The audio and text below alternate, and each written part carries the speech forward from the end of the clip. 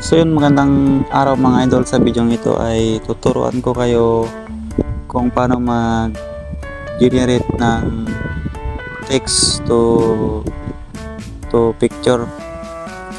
Yun ang topic natin for today's video mga lods. So wag na tayong mag-intro, diretso na tayo.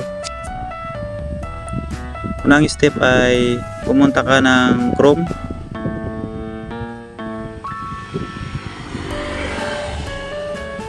Dito sa Chrome ay i-type nyo ang Vico Hair.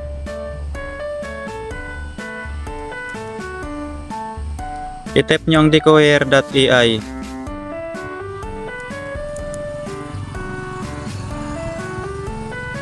.ai.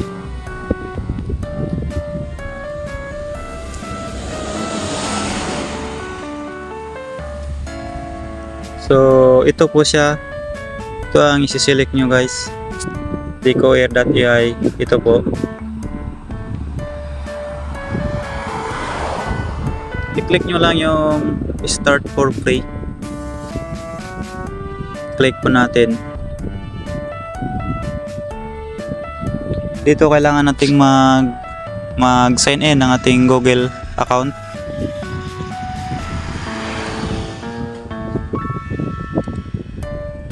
I-click nyo lang yung continue with Google. So select lang po kayo ng inyong Google na gusto nyo i-ano guys. Ayan. Then i-click lang nyo yung continue.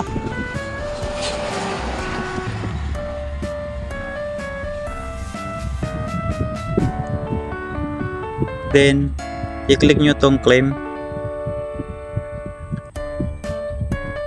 Then i-click mo yung close. So ito mga pagpipilian natin guys. So ito sa taas is ang i-recommend ko dito sa inyo guys, ito yung real time AI. Ito po. So i-click nyo lang tong generate.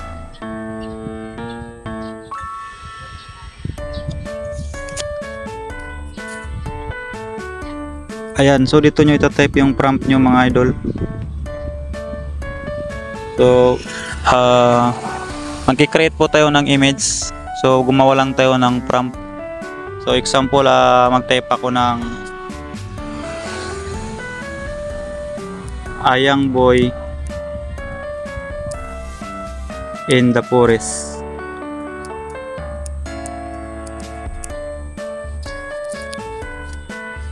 So yan mga idol, lumabas po agad. Ayan, so marami siyang klase. Ayan, yung tinype ko mga idol ay yung a young boy in the forest. So yan po siya yung lumabas. Ayan.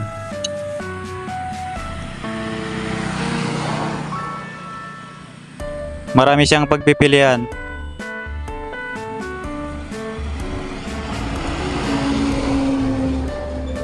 So, i-try po ulit natin guys, ibang prompt. Jollibee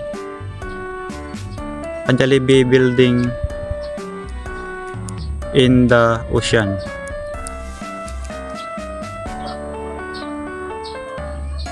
Ayan.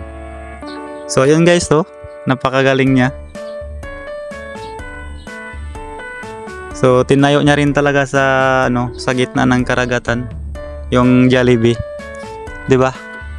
Napaka-angas nito guys. Ayan. Yun lang po yung pipili nyo guys, yung tinuro ko kanina. Kasi yun po yung may pre.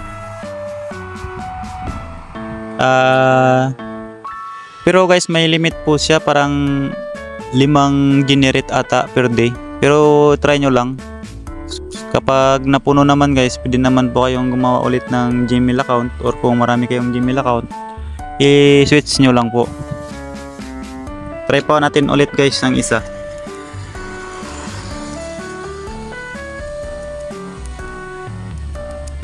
A young girl and a beautiful girl. Try natin beautiful girl.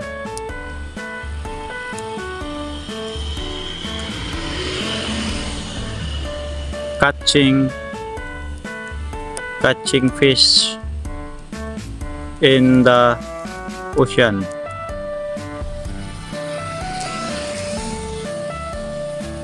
So ito guys, so napakaangas. Ayan. So yung tinype ko, a beautiful girl catching fish in the ocean. So ginawa niya rin talaga. Yan guys.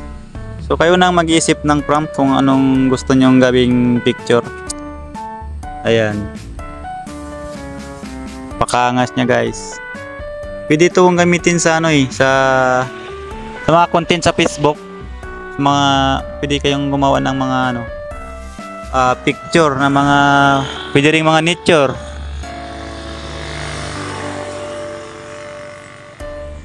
Pwede ring nature guys. Tapos lagyan nyo ng mga inspirational quotes. Pwede nyo gawing prompt yun. Ayan po. So yun lang. So sana nasundan nyo yung tutorial ko for today's video. Ay mayroon sana kayong natutunan. Maraming salamat guys sa pagpunta sa aking YouTube channel. Huwag kalimutang mag-subscribe dahil dito po marami po tayong tinuturong tutorial. Random tutorial po. Kasama na po doon ng mga AI contents, AI tutorial at marami pang iba like CapCut, editing CapCut, driver's license. So marami pa tayo ritong tinuturo mga idol. So yun lang.